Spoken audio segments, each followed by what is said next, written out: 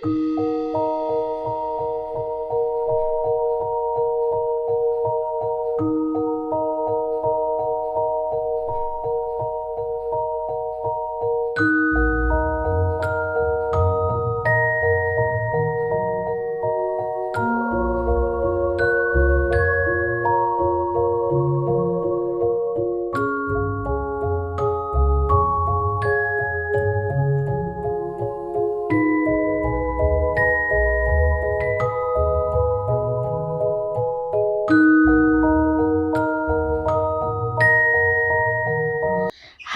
and my name is Triza Kanyi, and welcome to Connect. Hello, my name is Dr. Sammy Kanyi, and welcome to Connect.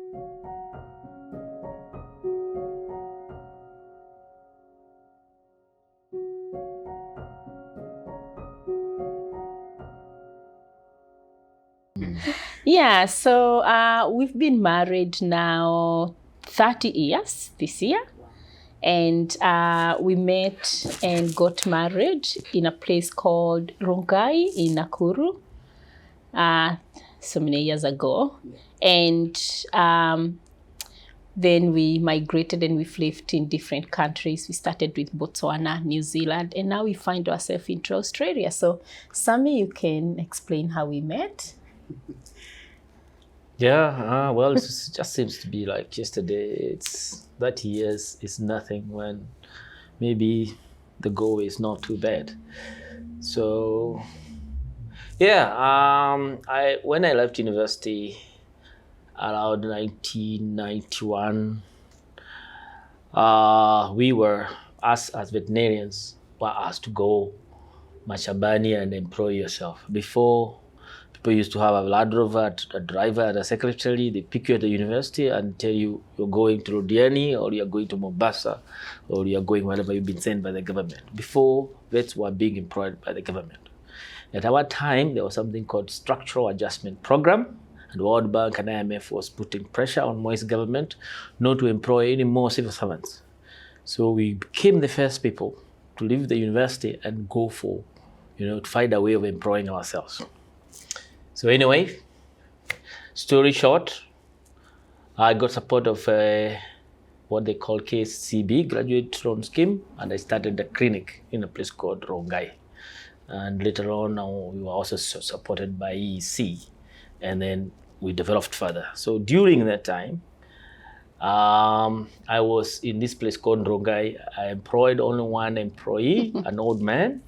And this man called Stanley was very friendly to young ladies and other people. So he used to get visitors, and like Triza would come to read the newspapers in our clinic, and but she had never met me.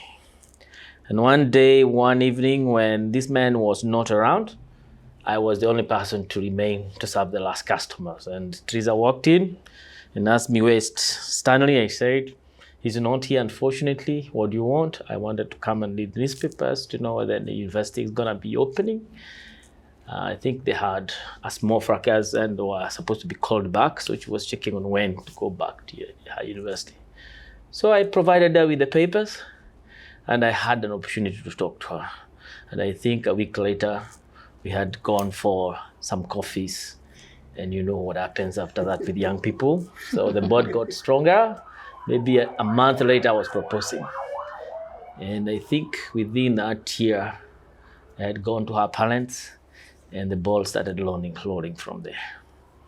That's how we met. Yeah. Anything to add? No, I think you've said it all.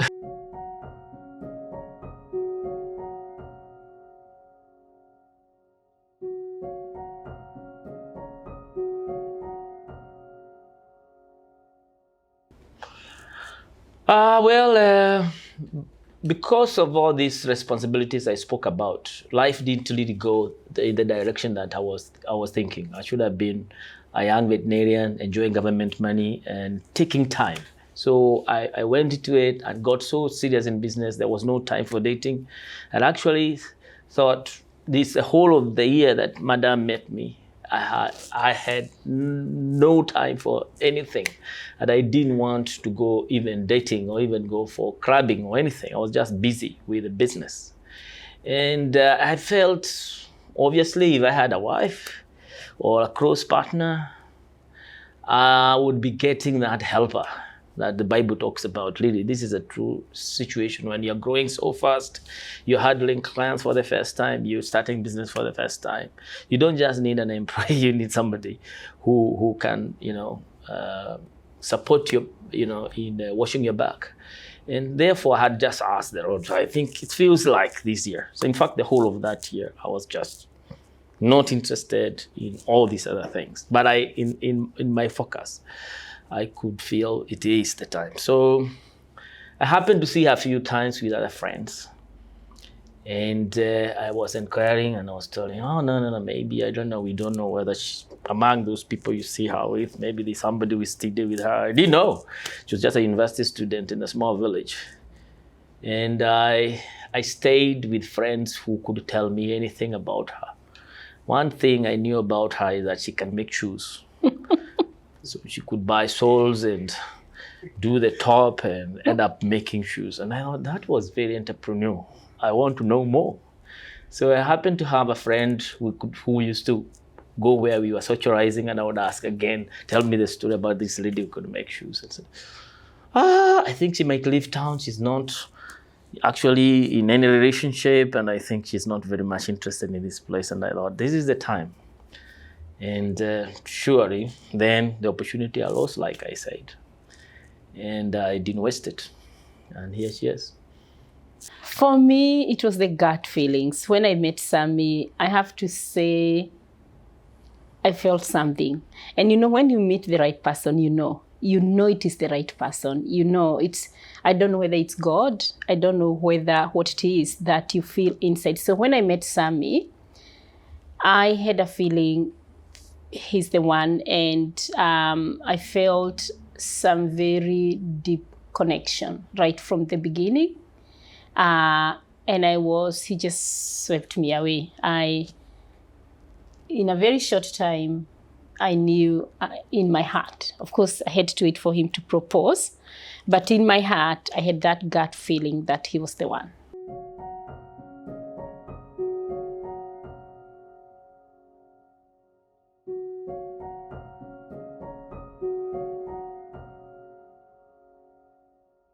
I think what I've learned is that I see marriage as a plant, a plant. If you have a beautiful plant and you don't water it, it's gonna wither and die. The same thing with marriage. If you don't put things in, it will die off. So sometimes people get married and they just leave it. You have to spice it up. You have to make sure that you have emotional connection. That's the most important thing. And to get emotional connection, you have to do fun things together, go out on dates. We still go out for dates, go out for coffee, go out for dinner, travel, do things that keep you together. Don't allow distance to come in, especially when children come in. Because when children come in, all the attention goes to the children. And if we are not careful, we become distant. So I think what is really important is that we know that we have to keep looking after this partnership.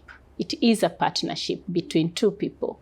And you have to do things that you did when you first met. When we first met with Sammy, we did a lot we went out nearly every day.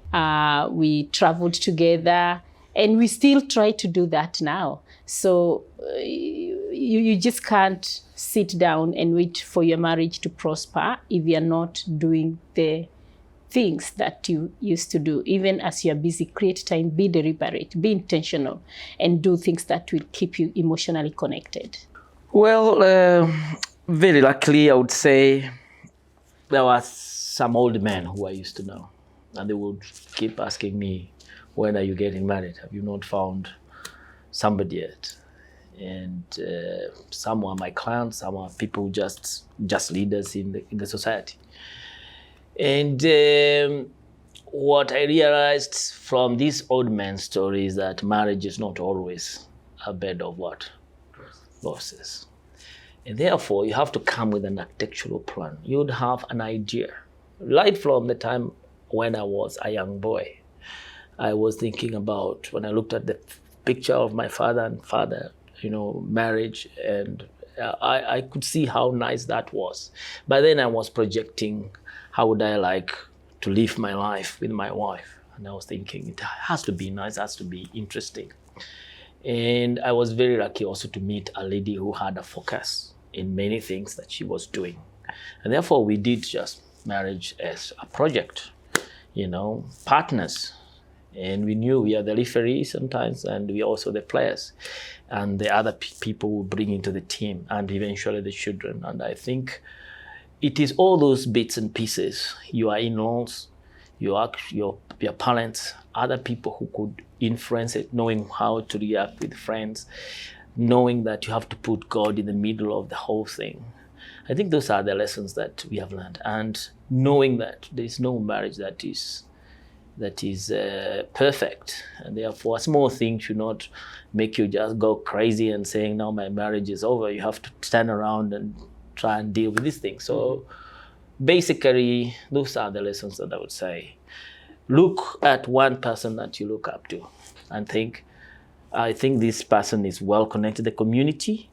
This person is connected in terms of spirituality and all that. This person follows our culture. And then you decide this is a person that I would do, and try that mold as you model. It could be your uncle, could be your grandfather, could be somebody out there, could be somebody you've met on a book, whatever it is, but then it has to be real.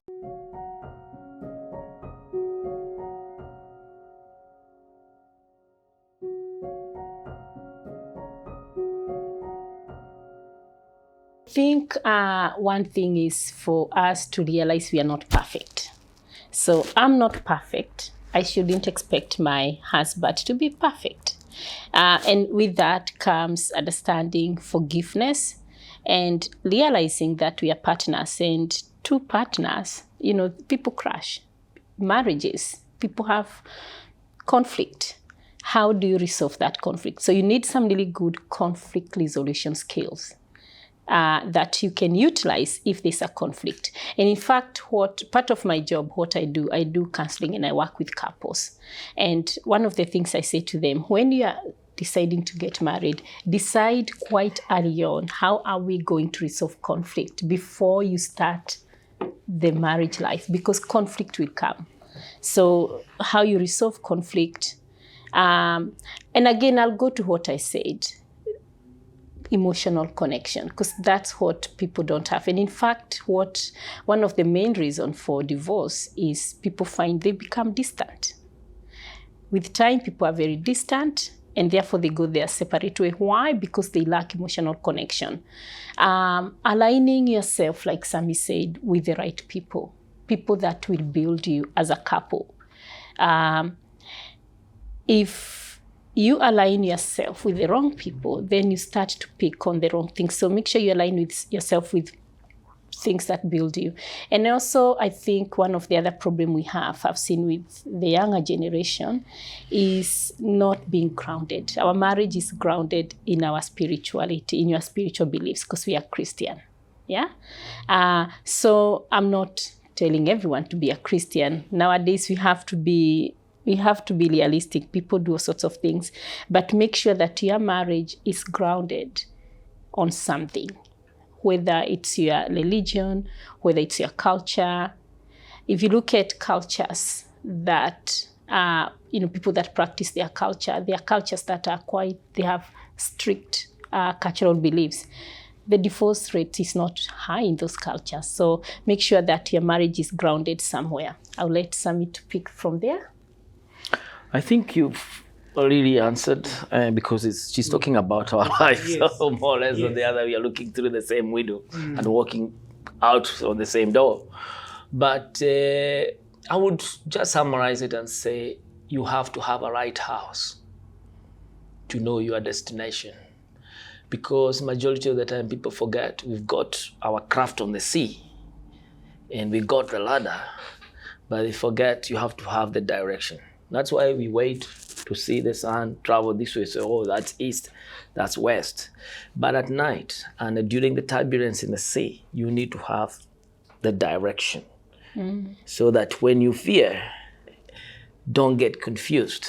Because as much as the people enter a wedding or a marriage with a lot of expectations, it's actually a fairy tale kind of thing.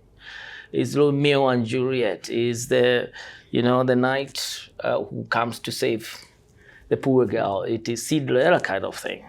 And that's what you'll be told by a lot of people. That's what sometimes even the church will describe it. And even lots of girls speak with them. They have these expectations. But when you get into just going through the process of waiting, for those who have tried either, ratio, which is, seeing the parents and then the traditional rites, or what people call the white wedding, all those expensive things, and expensive ring and all those expenses, that's when a lot of conflict come in. If you're not having your ladder looking into the lighthouse, then there's an issue, because there's so many things to trip the marriage. So have a real focus, identify what is the lighthouse, and build a picture with your wife. When the kids come, this is how we want it. When the kids grow up, this is hopefully what it will be. And therefore, you're traveling in that trajectory. But if you don't have any, I'll be looking at one Genghis. He's a better marriage. He's smiling more than me. So they're eating better. They eat at the right time. And then that becomes the problem. It has to be your house with her, you being one people, like they say in the Bible, and trying as much to travel in a direction that is predestined.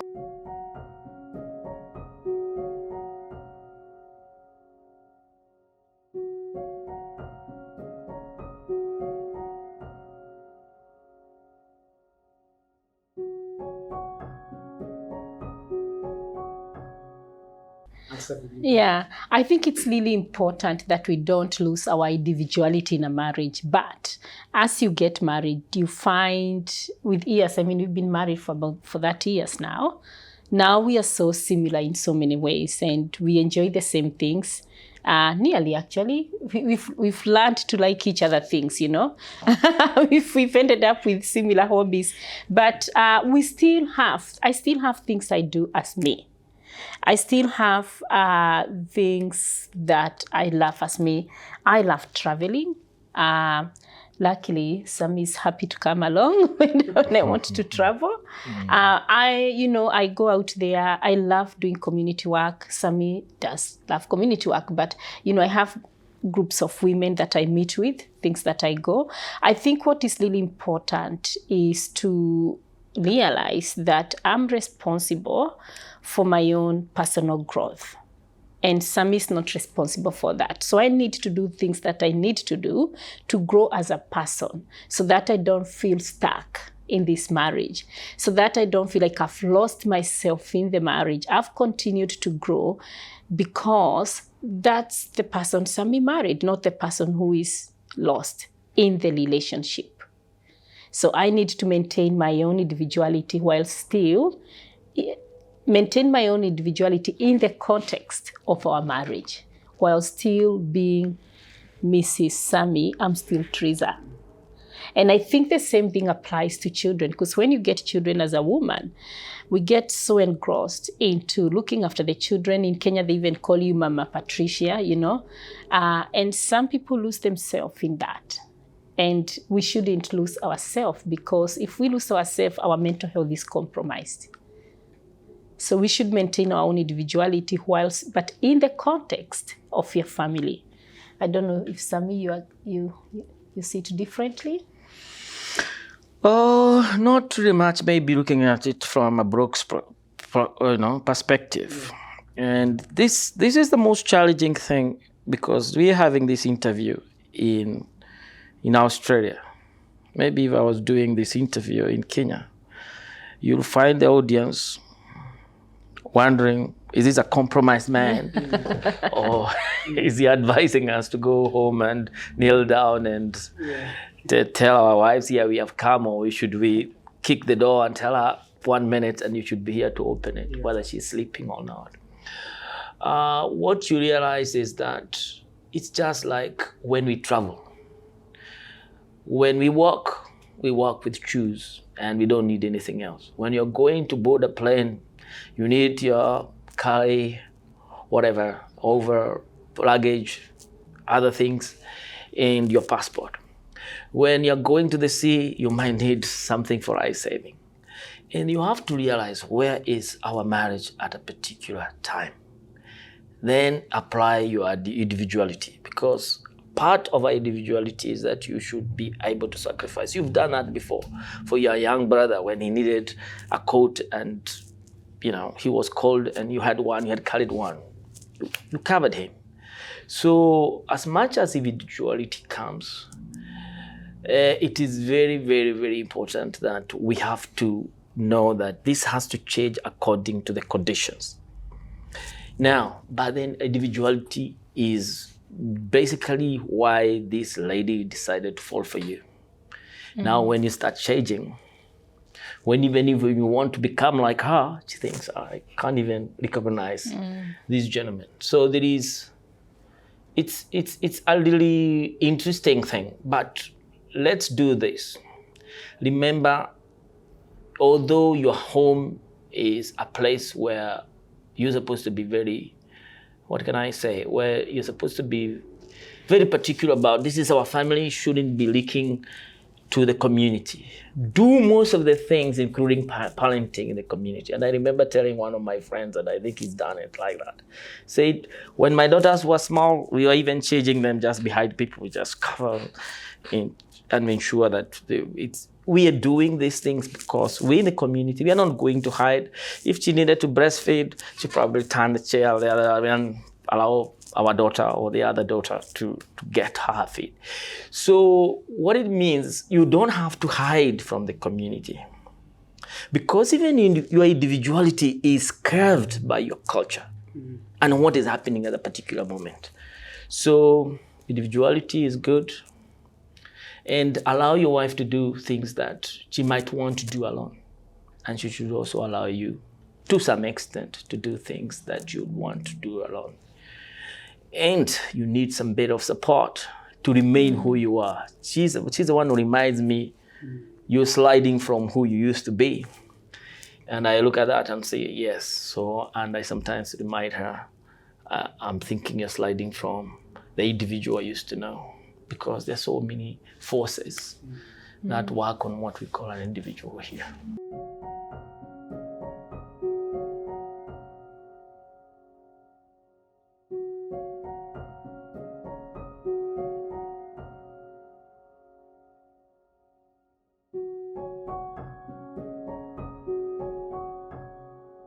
Yeah. So like I said, you have to put the structures in place even before you start the partnership. So it's, first of all, it's talking about communication. How are we going to communicate? And especially when you get children, because the dynamics change.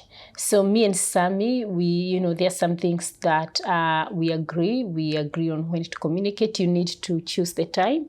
One thing we've talked about is not trying to resolve the conflict when we are in our bed. That one we've agreed, that's a no-no. So if we want to resolve a conflict, we agree, we have a conflict. And it's really important to agree, yes, we have a conflict. Because one person might think there's a conflict and the other one doesn't think there's a conflict. The other one is thinking it's life as usual. So agree there's a conflict, and then agree on where you are going to go and sit and talk about it. There are times we've gone out for coffee. Someone think we're just having coffee, but we are trying to resolve a conflict because we don't want to do it in the home, especially when the children were younger. Or we might decide we'll do it over breakfast. We'll sit down and talk about it. And then when you start talking about it, the first thing you need to do is name the problem. Because what happens when there's a conflict, we attack personalities. Oh, you are like this, you do this to me, you do. What is the problem? So the problem is just there dancing, saying, you can continue fighting. I'm here, I'm the problem. No one is naming me. So we name the problem. This is the problem we are having. It could be a financial problem. The problem might be we are not making enough money. Or the problem might be I'm unhappy in my job and therefore I'm bringing that stress to the house. So name the problem. And then once you have named the problem, now start brainstorming solutions and then adapt the solution that is more practicable and then try it and change it if it doesn't work. So you must have that structure of resolving conflict. The other thing is to know that sometimes we'll have conflict that as a couple, we are unable to resolve. And we've experienced that, Sammy, where we go, okay, this one we can't resolve it ourselves. We've tried. Go to your support system. One thing I like about when I went through my dowry system, the dowry process, I got to meet Sammy's uncles, aunties. It was a really good introduction that I got to the family, and that helped because if there's a conflict we can't resolve, I have direct access to these people. And vice versa, Sammy has direct access to people that I trust and respect. If you find that is not possible, and I know this is going to sound strange to many people because we don't do it. Africans don't do it. Please go for counseling. Australians, they go for counseling for everything, even a small thing. And I know because I'm a counselor and they come and I listen to the problem and I'm thinking, I wish our people could go for counseling. They would all go for counseling. They don't wait for a problem to become big. They nip it when it's small. So if you find there's an issue and you're not disagreeing, there's no shame. There's no shame. And in this country, anyone can get counseling using a mental health plan. As long as you have a Medicare card, all you need to do is to go to your GP and say, I'm having this stress because of my marriage. They'll give you a mental health plan that entitles you to free counseling.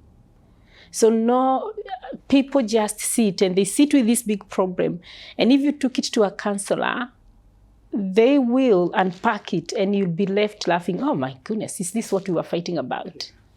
So you need to have structure for resolving conflict, and you need to know when it is time to get support from outside. I agree because I just see that's mostly what we do.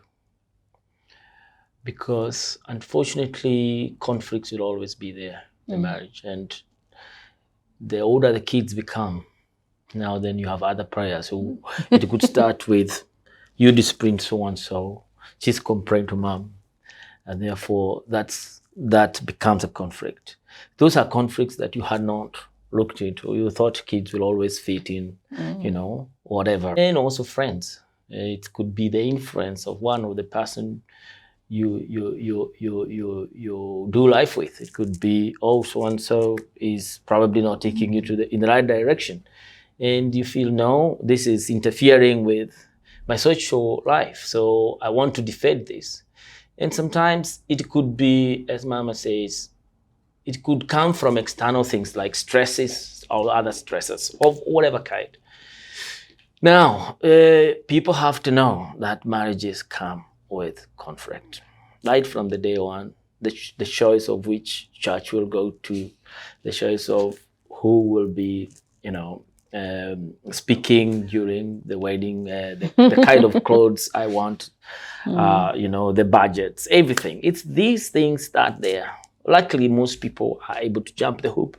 But I usually hear from the second year, that's when also Mama starts now saying, this is my ground. Before it's like she's just been welcomed. And therefore, there are things that she never complained about that she'll start saying, no, we have to stop this, or we have to continue our focus in this way. So, and then as you go, when the kids become bigger, so there'll be other things. The most important thing, like she said, name it. And there's no topic that cannot be discussed. So people will be shy about what's happening in bed, People can be shy about my social habits. Could be small things where I left the toothpaste. I had somebody talk about it before. It could be something small. It could be what say kunwekea mkia, you know, like you are being tripped. Now you step on that, you're in trouble. So the most important thing is at the end of the day, don't just blow up that minute. Say, okay, I didn't get it, but can we discuss it later? And since you say you have to create a mold when we get something that is noxious in this house, where do we keep it? If it was smoking, under the chimney. So if it is wet, in the bedroom, in the bathroom.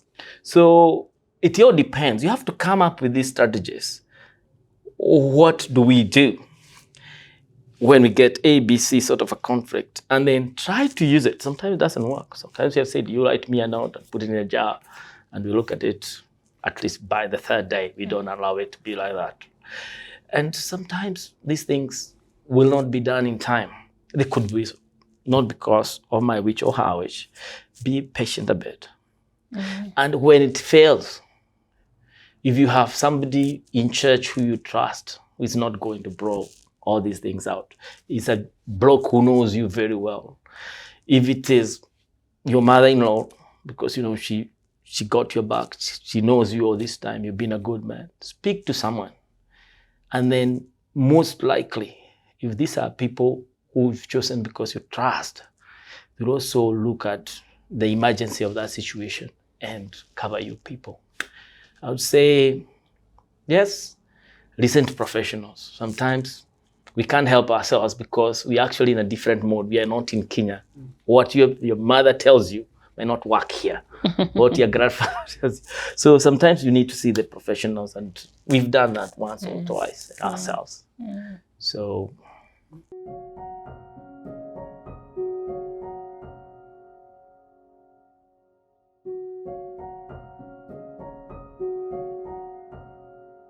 That's a big one. And do you know many marriages have broken up because of that? And in my counseling room, do you know how many people come? And that's one of the biggest problems. How, responsibility. So the problem comes when there's no structure. In all these things is structure. So what we started to do quite early on when they were little is we started having family meetings. And you have to have family meetings. And we started having chores. In fact, as I talk, I remember visitors used to come to our house, and our children, we run and remove the schedule for the chores from the fridge. Because if you haven't done, yours has an X. And people will come and see it has an X. But doing a schedule of chores is, I have to say, it's a must in every home. Because this is what happens. If you don't have a schedule, I have come from work, I'm tired, and I'm hoping Sam will help me with the dishes. And Sam is feeling, maybe he doesn't even know he's tired, and I'm boiling inside. Why is he not helping? And then we go to bed, I'm boiling, and he's trying to touch me, and I'm like, oh, don't, because I'm boiling inside. So every family, I feel, need to have a list of chores, a schedule of chores that outlines and you have to do that, not one person. Every member involved, you sit down, you do that schedule so that it's clearly known who will cook on what date. When I'm very fortunate because Sammy loves cooking. Actually, one day my daughter said, Sammy cooks more than I do. And I said, don't say that in front of people. It's embarrassing. But Sammy loves cooking, and that's not imposed on him. He loves cooking. But I know there are men, and I have siblings. I know there are men who don't love cooking. But it's a bit difficult when we come here, because if your wife is working full-time and you're working full-time, you really must share the chores. So have a clear schedule of who is going to cook, who is going to clean. Write down all the chores when everybody's there, so that no one feels they haven't participated. Because if they participate in creating, they will do it. And then write down who will do what, and then put it somewhere everybody can see. If you do that, there's no one bossing another person. Because the other thing that happens is that, and I deal with this every day, people saying, well, I get frustrated when my wife tells me to sweep the house or to cook all the time.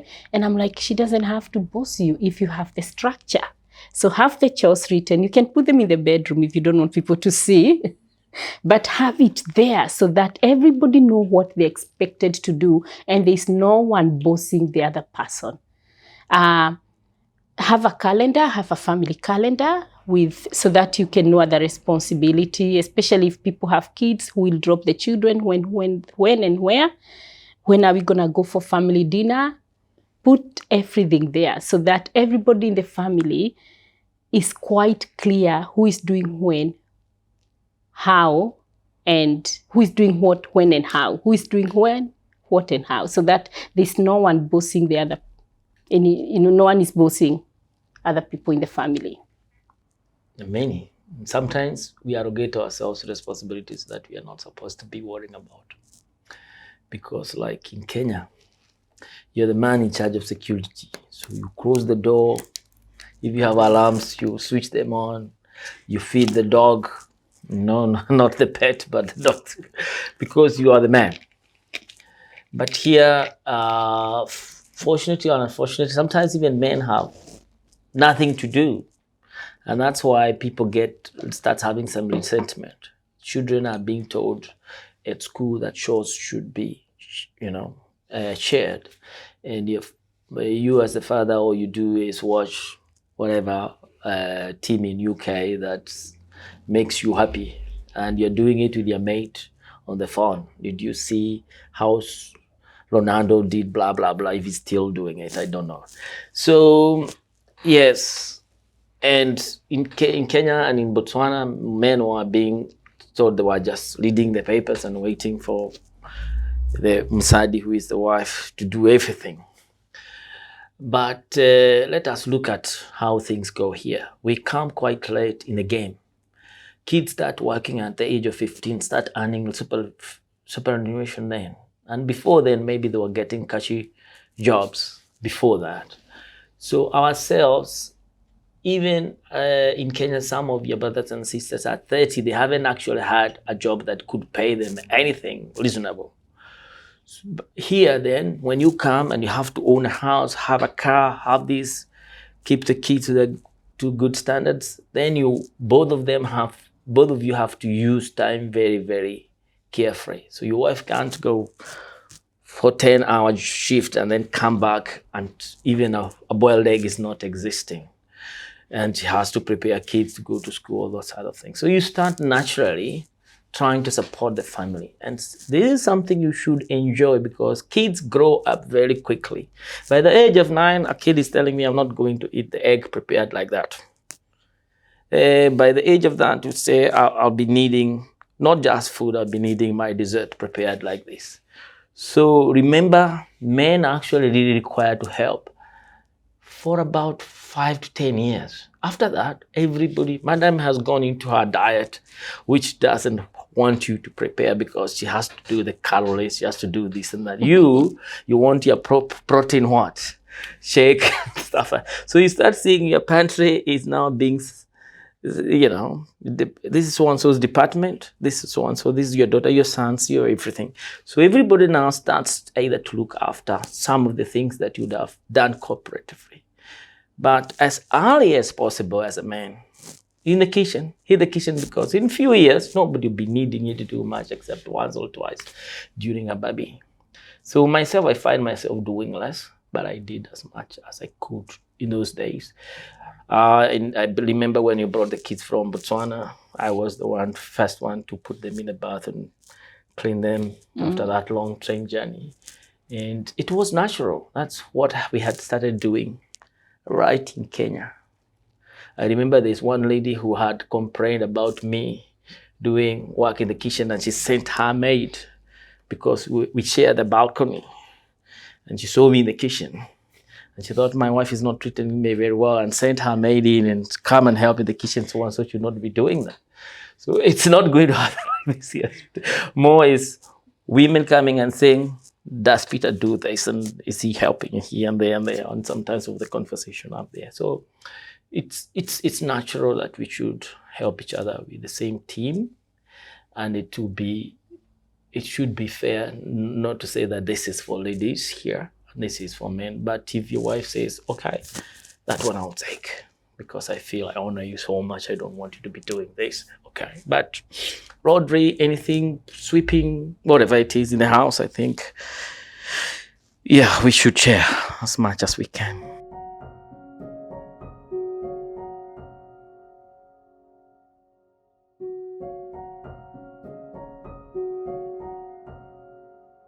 Yeah, it is one of the biggest and actually one of the cause for people to go their separate way. I think as a couple, you have to sit down and decide how we're gonna do it. So Sammy and I have tried many things, but I think at one time we had a spread in New Zealand. Yeah, we came up with a spreadsheet of all our expenses and how much we earn. And then so we had that spreadsheet, how much we want, our expenses. And then we decided one thing we decided, there's a time we had put our money together in one bank. And then we decided that was not working. We decided, okay, you maintain your bank, I maintain my bank. These are the bills, we split them. You pay that, I pay that. But then you also have to realize sometimes someone goes down. If Sammy's is not working and he goes down, I chip in. If I'm not working and my thing go down, we chip in.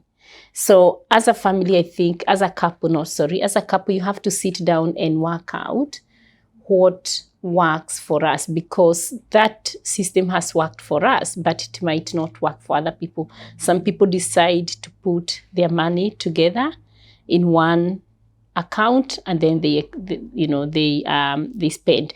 We wanted to have some autonomies because maybe sometimes Sammy wants to buy me a gift. We don't want him to, then I will know if he takes money from the joint account to go and buy me a holiday. But if he has his own account, then he can do that. But we did try. At first, we tried the account together. We didn't like it. And then we decided to have separate account, but have a spreadsheet of bills and then share, defining the bills according to how much we are, not 50-50, according to how much someone is earning. I don't know, yeah. Finances, interesting.